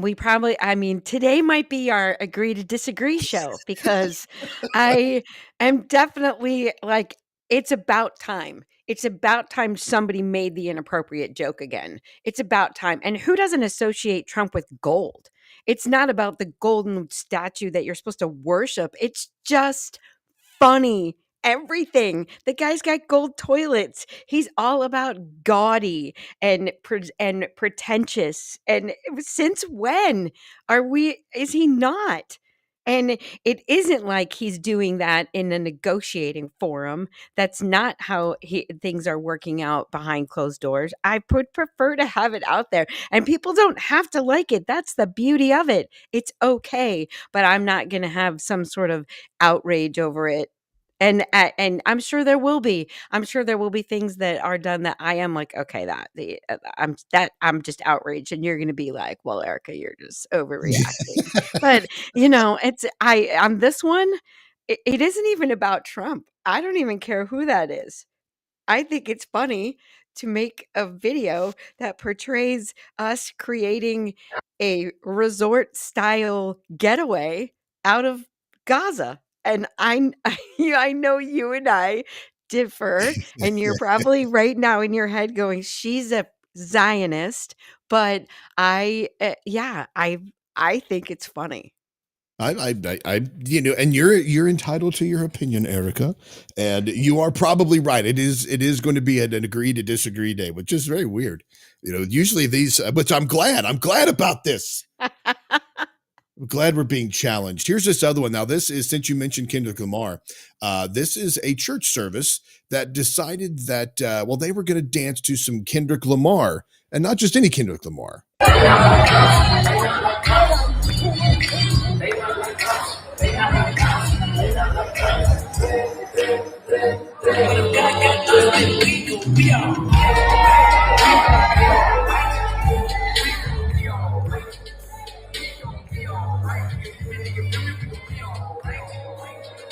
And then it's just the teenagers.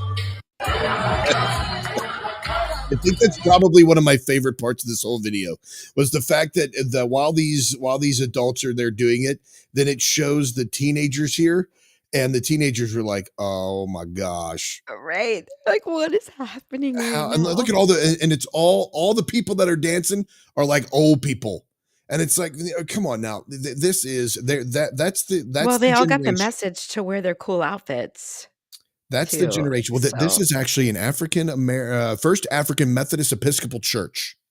So I guess because when you look up at the stage behind, the people in the choir up there are all dressed in their in rather beautiful robes and garbs, etc., headdresses and all that. But listen, I know we've talked about when I introduced my kids to Black Jesus, right? I know we've talked about that church in South Carolina. Have we talked about Black Jesus? I'm sure we could tell that story another time, but these, there's nothing like going to an all Black church. I could tell you that. They are some of those Baptist churches, some of those Black Southern Baptist churches, are just incredible. No, But this was a Catholic church. So it was probably I've heard of. They call the Black Pope, but there's like a Black Pope prophecy, but there's also like a separate Black Catholic church, and I believe it's I have to see. You would enjoy that story if I haven't told it. I feel like I probably told you that, but maybe not, and we can do that sometime because it was incredible. It was one of the most incredible things I've ever seen. But yeah, this video is kind of funny. I do like the teenagers. I appreciate that's authentic. Yes, it is authentic. And what I thought was funny is this is the generation that they are trying to reach right there. And that's exactly what the kids think when they come into church and they see adults acting like this. It's cringe. Now, fast forward 25 years, they're going to be doing the exact same thing to reach their kids that age too. So you don't now? You don't think it's cringe? No, I do think it's cringe, but I don't understand why it's so hard to talk to kids about God. I don't, it's not a giant struggle. Why do adults have such a difficult time with this? Because they try to, rather than just trying to answer legitimate questions that kids have. Kids are intelligent. Kids are people. They're just they don't have our, like adults. I'm going to say our. They don't have adult wisdom, so they don't fully understand everything. But the struggles that they're going through are the exact same struggles that we went through at that age, and the exact same struggles that a lot of us are going through right now. The problem with talking to kids is that they think they know everything, and they don't want to listen to you. So when you have a conversation with a kid, you just have to talk to them like they're people, like Robin Williams and Mrs. Doubtfire. You don't talk down to them; you just talk to them. You get on their level. So it's so difficult to do that because people don't understand that that's how you approach kids. If you have boy, I might get canceled after today.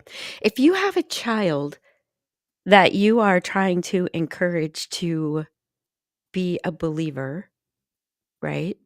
To say that I want to have a relationship with Jesus and accept that into your heart, and you're trying to cram it down their throat as a requirement, and you're not encouraging them to question and research and understand and choose it wholly for themselves, then you're doing it wrong. Agreed. I absolutely agree. I mean, it is, there are different challenges and cultural approaches that we're getting right now. The kids are getting that youth are seeing, et cetera. But one of the biggest mistakes that parents make is that these are my values. You will receive my values and you will accept my values. You are going to go to church. You are going to do this. Now, I understand that there's, habits that parents instill and all that such.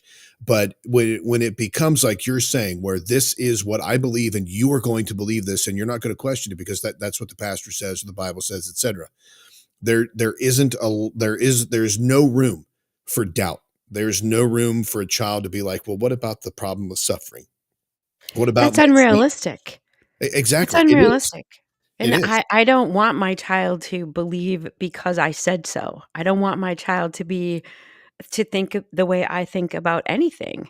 My responsibility is to give them exposure, number one, and be able to tell them why I believe what I believe and be able to stand as an example. Nobody's perfect, but otherwise you're just you might as well just stand up there on the robe and sing a hymn because nobody's going to pay attention to you. Right. And that's where, because there's also there's this need that people don't, that people try to placate. Like growing up, And this honestly, there's a little bit larger of a conversation on art and culture, which is going to be on our new show dropping on March 5th, which you can sub to by going to aaronbarker.substack.com. But when I grew up, I was not I grew up in church. My dad was a minister of music, so every Sunday he was there. We were there as a family. I played the drums for years. I played the trumpet for a couple of years or a few years. But when we left, when we went home from church, we were still Christians, but we did not engage in the evangelical mainstream Christian culture. Like my parents did not listen to contemporary Christian music. My dad listened to Southern gospel, but my mom listened to country music. And my dad, if you were in the car with him, he was listening to Rush or G. Gordon Liddy or the Reds and the Bengals on the radio. I did not have the kind of immersive and all of the music and the movie and the media of the Christian time in the 90s, the 80s and the 90s. And I think that benefited me a lot because I knew I like music, but it doesn't have to constantly be worship music for me to enjoy it as a Christian, right? And so many times, one of the big mistakes that people make is that in churches like this, they'll do these Kendrick Lamar dances, or youth groups will try to take the culture like movie night or Hollywood night, and they'll try to bring it in the church to make it relatable to kids and to make it relatable to them. They don't need that. The church is not a place for you to go and enjoy movies or commentary on movies. I will tell you what the purpose of church is when we get back from the break as we continue here on The Breakdown and with Bad Theology. So keep it locked in right here. Hey, this might even be a great place for you to stop. Go to aaronbarker.substack.com and subscribe. I don't know. Maybe I'm talking about it too much, but I don't think so. We'll see you in just a minute on the other side.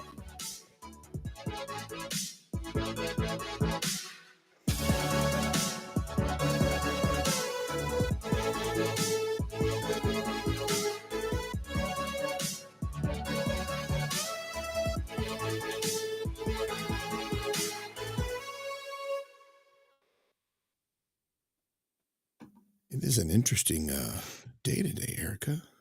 You want to hear something else I did this week that was very strange and unlike me? What's that?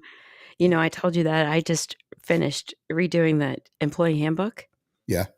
And as part of that, there are several places in the manual that I use phrases from the left, and I've completely, like taken them as my own and made them mean something else, which I know is going to drive everyone crazy. Like there's actually the phrase efficiency frenzy. Yep, that's in my handbook this year. Efficiency frenzy. Yep, that's what the left has been crazy over Elon Musk in the last couple of weeks. They're efficiency frenzy, they're efficiency crazed, and I'm taking all of those and putting them in my manual as part of the accounting policy and procedures for best practices. That is hilarious. Just incorporating the language and making that's what they do. Yeah, they make it all the part of the culture. It's mine, and it means you better cut the fat. And now I'm making you sign in a page of acknowledgement that you read and understand it. Oh, that's awesome. Not only do you have to do it, but you have to acknowledge that you're going to do it. Because whose fun is it, Aaron? You're the woman that would post the golden statue of herself. Not of myself. No. Unless someone sends me okay, look, if I had an AI video of me as a midget wrestler in costume and it had a golden statue, I would post it all over every piece of social media I have.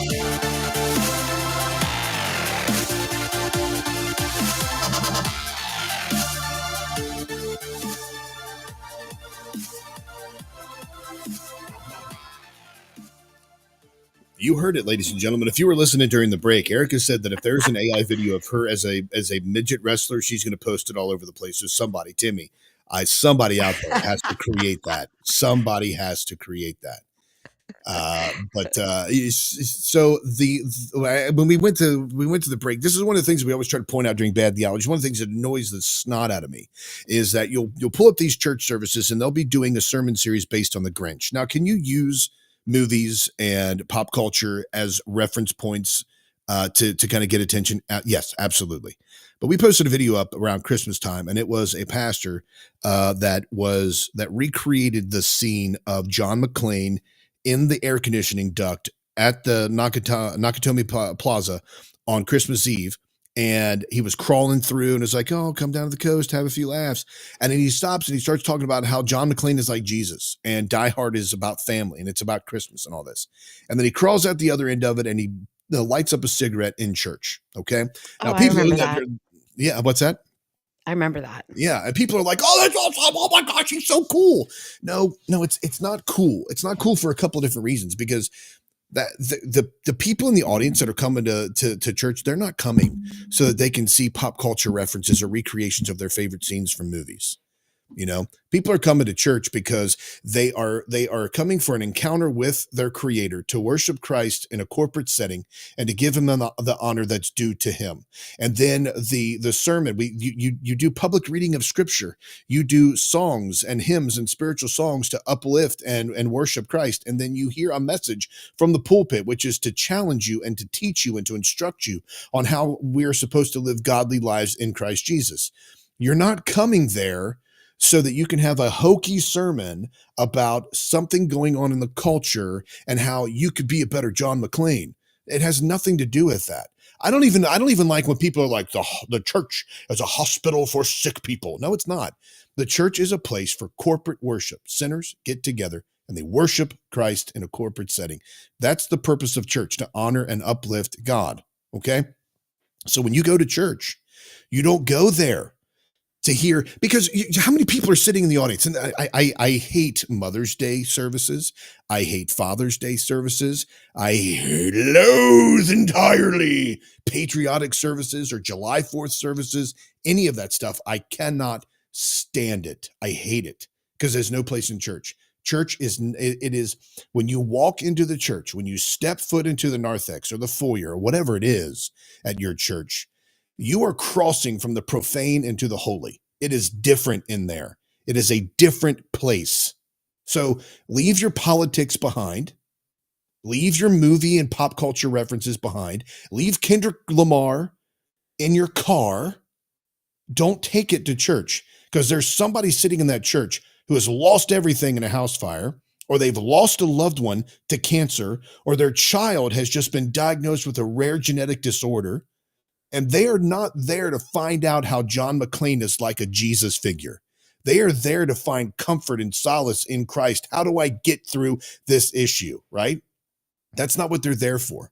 And it just drives me insane when people who have 30,000, 40, 50, 60, 80,000 member churches, and they do exist, and they blow their opportunity.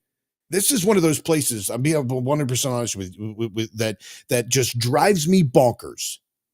Is that some pastors squander their opportunity to take the holy and introduce it and apply it to the life of a person sitting in the congregation with them.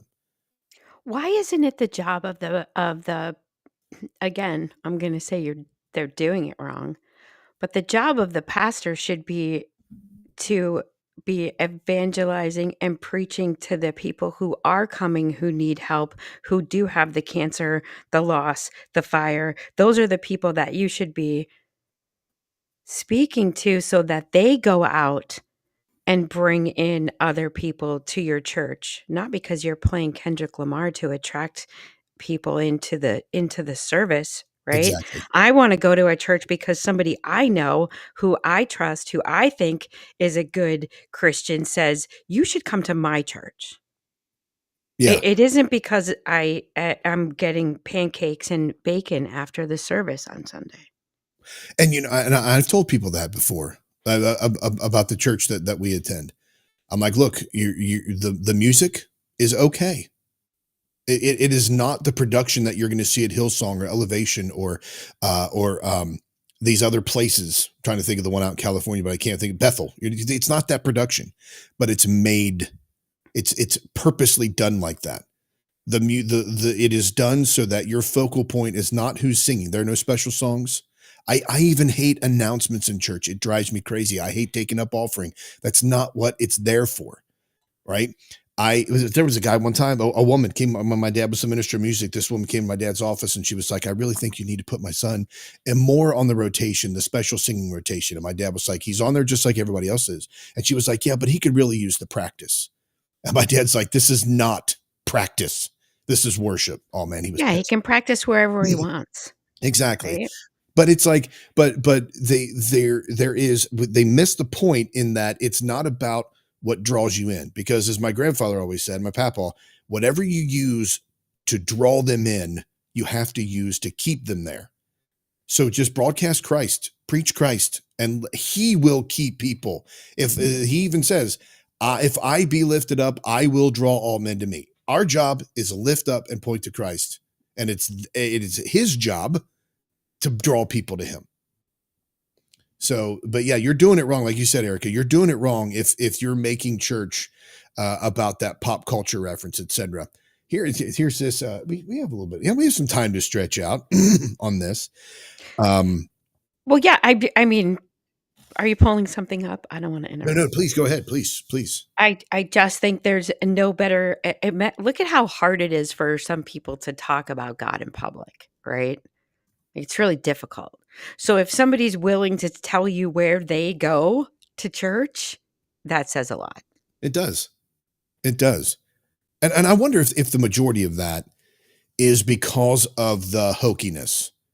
You know, like if you're standing there and somebody goes, you know what, I really need a great pediatric dentist.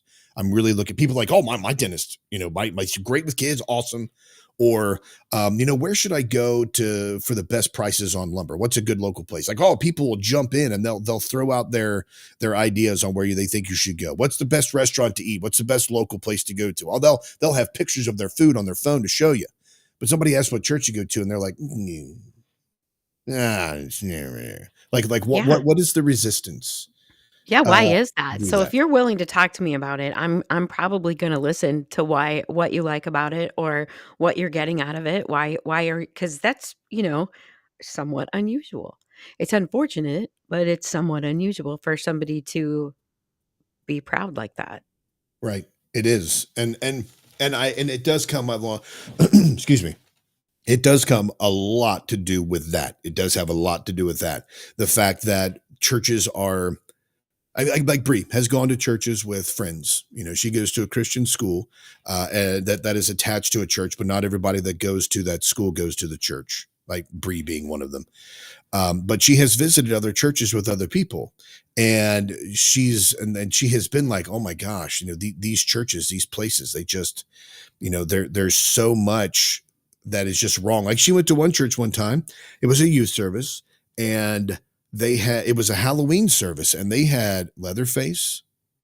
They had this is slipping my mind, the character from Scream, Ghostface, Jason Voorhees, Michael Myers, Art the Clown, dancing up on stage at this youth service, doing worship music at this church. What in the world? I would probably have to be like, I need to go.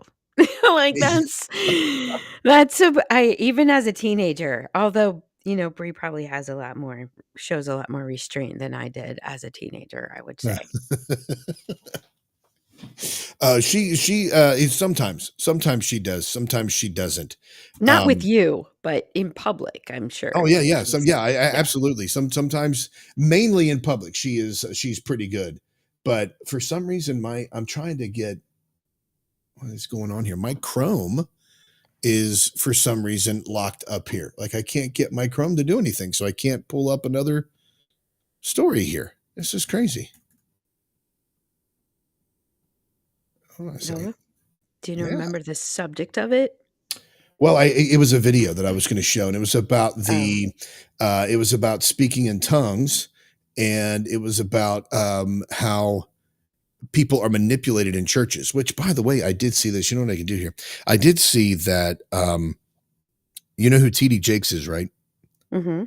So TD Jakes, it evidently appears that he is having to fight down lawsuit after lawsuit, stating that he inappropriately or attempted to have inappropriate relationships with staff at his churches and such. Let me see here. You know, I mean, I can fill the time while you're looking for that. Tell me when you have it. But has anyone else been following the Pope screaming to get the demons off of him? Is anyone else? It's not funny. It's not funny. Okay? It's not funny. The Pope's not doing well. But there is this whole trend of the Pope and portals to hell opening up in the hospital room and him like incoherently mumbling about getting demons off of him. I have not heard about that. Yeah. So he's screaming to get demons off of him? I heard that he had a good and night. He called them bastards. He called them bastards. And this is all I don't know, right? Is it true? I don't know. I know he's sick. That part's true. Yeah. But yeah, there's some pretty incredible claims going on out there. So what happens? What do you think is going to happen if he kicks it? You mean, which way do I think he's going? I don't think it's my. No. Like what happens? Like, because you had sent me a couple of things regarding the selection of the next pope and things like that. I was just wondering what you thought would be the next step if he were to kick it. I don't know. I really don't know, because in my lifetime, this, as far as I know, this is the first outwardly socialist, like the first non-pope pope.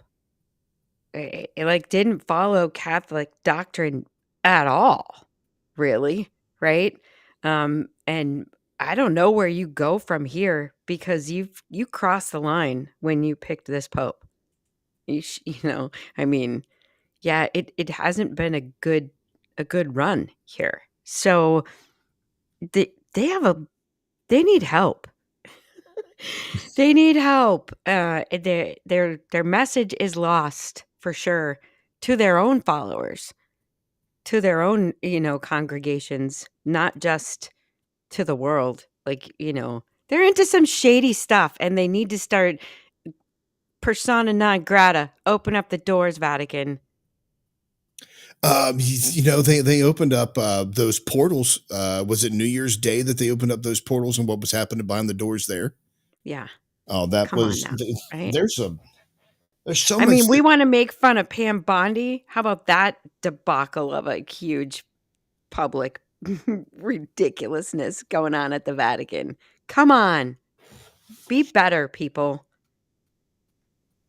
You're supposed to be we call ourselves the one true religion, and then we act like the Pope. That's pathetic. I'm going to get us in trouble. Are we? Look, we're already in trouble.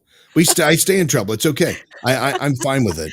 And the great thing I do have to say this, and I'll drop this as well. You're listening to us live on the Crusade channel, live radio the way it should be. If Mike has not canceled my show over there yet, I think we're good.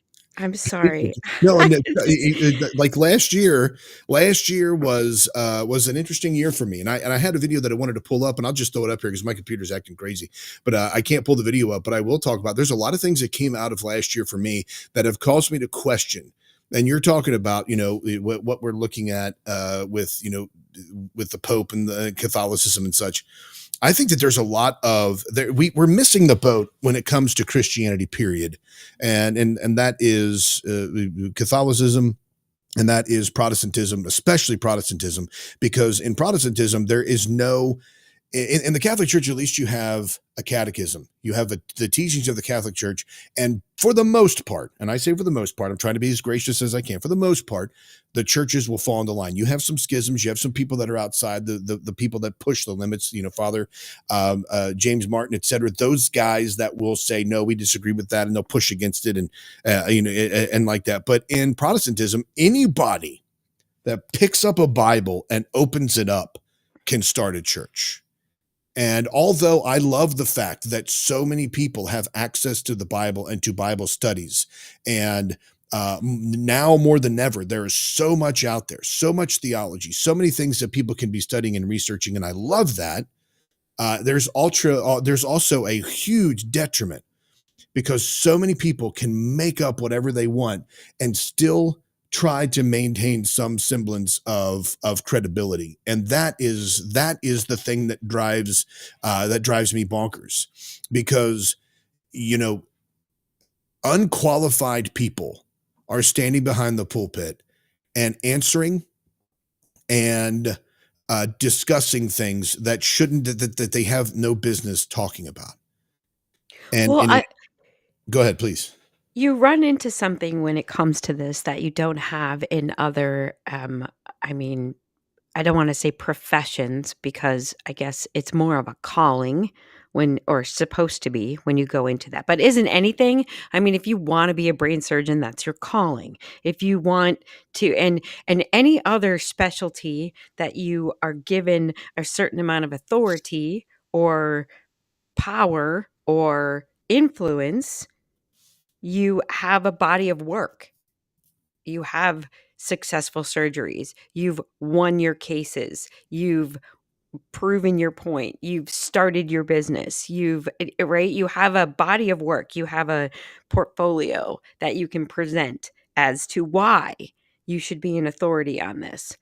What do they have? Exactly. The only thing they have is the people in the seats. That's it. That's what you have. True. And if that's all you have, then you have nothing, because and you have to have at something any time that can be gone. And I would say you definitely have to have something to show for it. Like, Right. let's say that you do, like, your only body of work are the people. All right. Then have some, then what is different? What sets those people apart? When they Right. speak about a pastor, is it the pastor that just goes and sits with somebody when they're suffering? Is it the pastor that's going to go to the hospital and visit your relatives even though they don't know them? Is it the pastor that's going to show up at your house even though you haven't really paid your tithes and you haven't really been there, but he's still going to show up because he or she cares about you? I mean, Yes. that's the type of book I think that folks will read from in our lives, is what is the legacy that others will say about us and what we have done. Well, and that's the other thing too, is your legacy, the way your surgeries, your awards on the wall, your certificates of authenticity are the fact that you have disciples that go out based on your influence Exactly. and bring people back. It's not because you put the words to the prayers up on a big screen and you have some dry smoke, dry ice, making everything fun, right? It's Yeah. just not.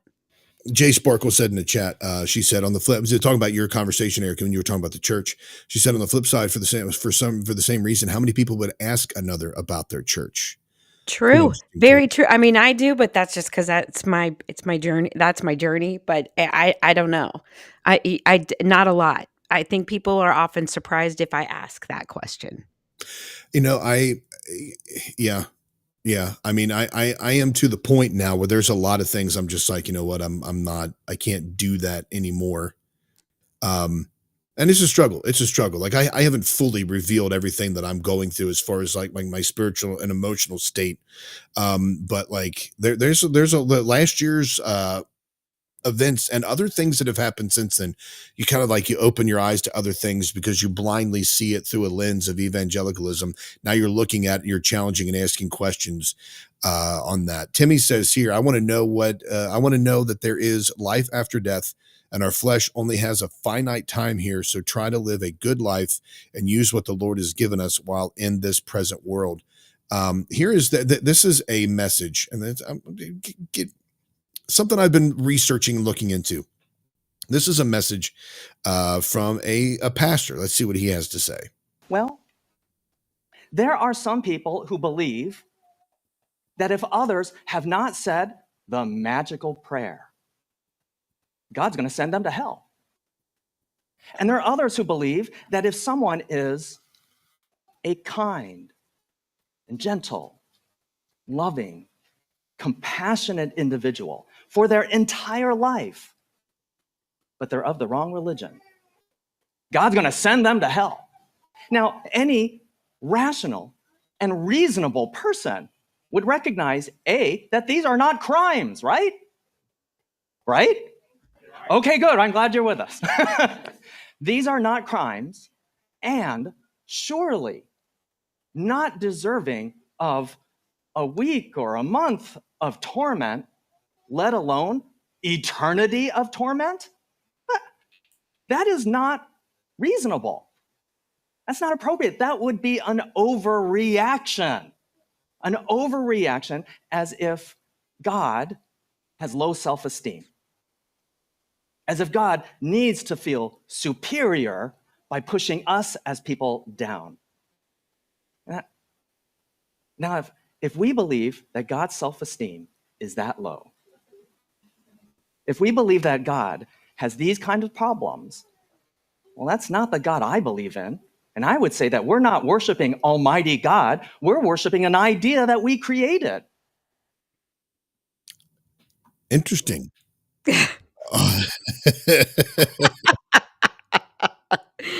Oh, I love people in all types of professions who can talk to you in a way that makes you feel like if you are hearing the words that are coming out of their mouth and they are insane, you're the one with the problem. It's just the way that they talk to you. It's crazy. What he's saying is crazy.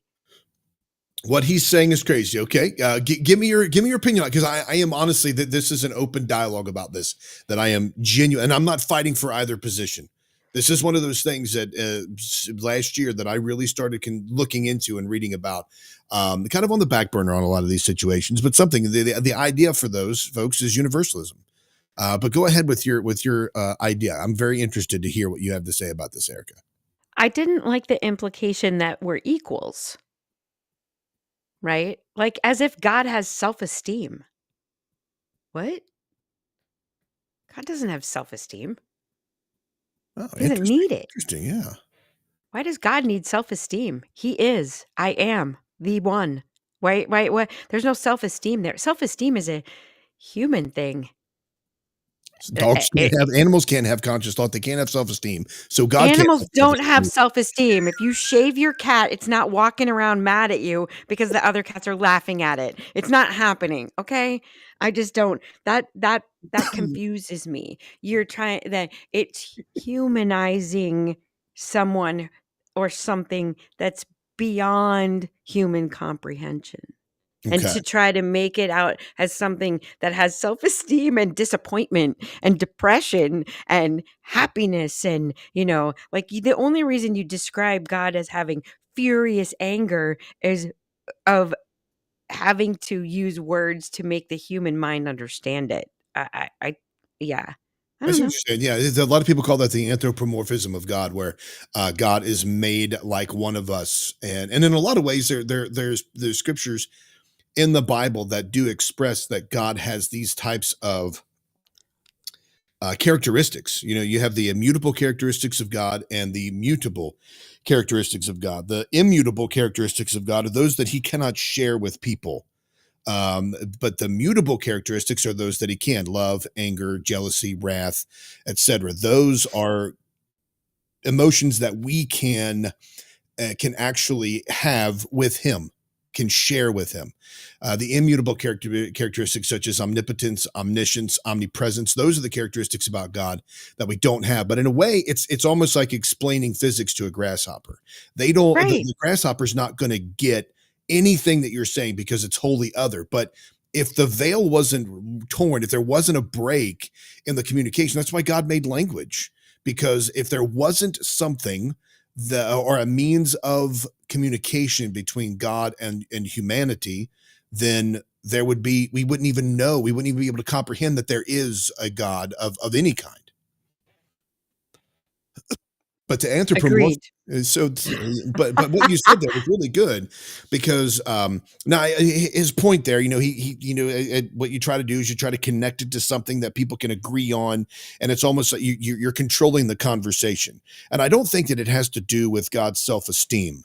I believe that if there is an idea of universalism that would make sense, it would be the fact that God is loving and kind and forgiving and gracious. And I think I completely lost my connection with Rumble for some reason here. So I am on the Crusade channel by myself. I am not on the Rumble. I'm not on Rumble. I have no idea what's going on here, so I apologize. But just back to what I was saying there, for those folks that are still listening over on the Crusade channel, the idea that if there is an idea of universalism, it is the fact that people will go to heaven, but it's because God is loving and gracious and forgiving and kind.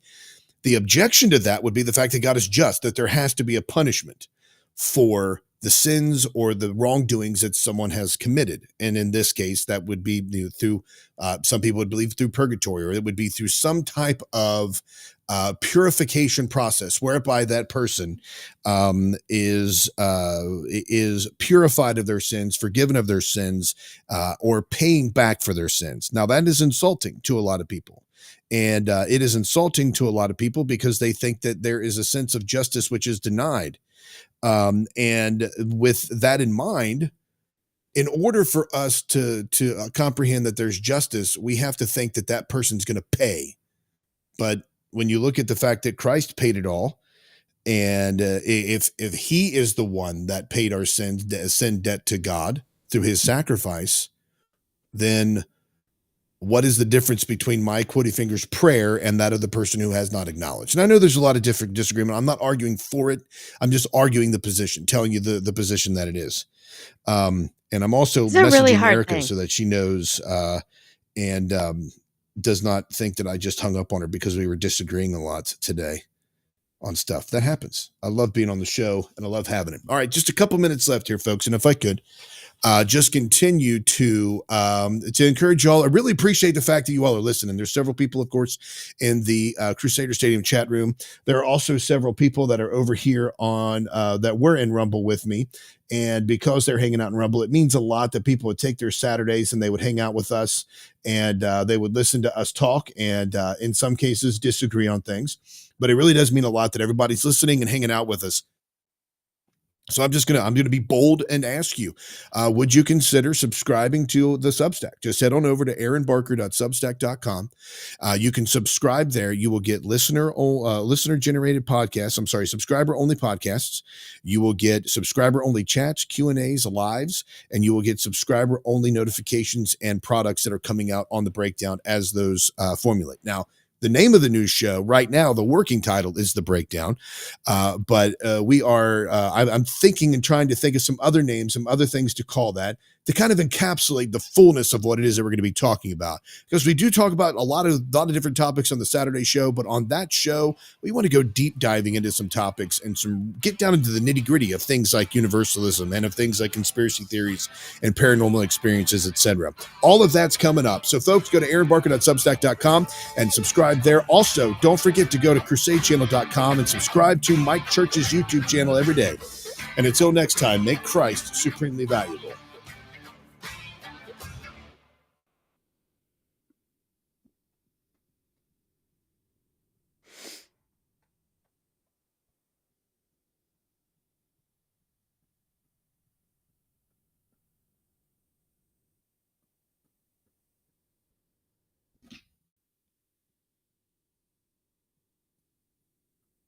Oh, can you still hear me now, Erica? Because it says something. It said, "Oops, something went wrong," and now my system is completely locked up. Like I can't shut down out of anything.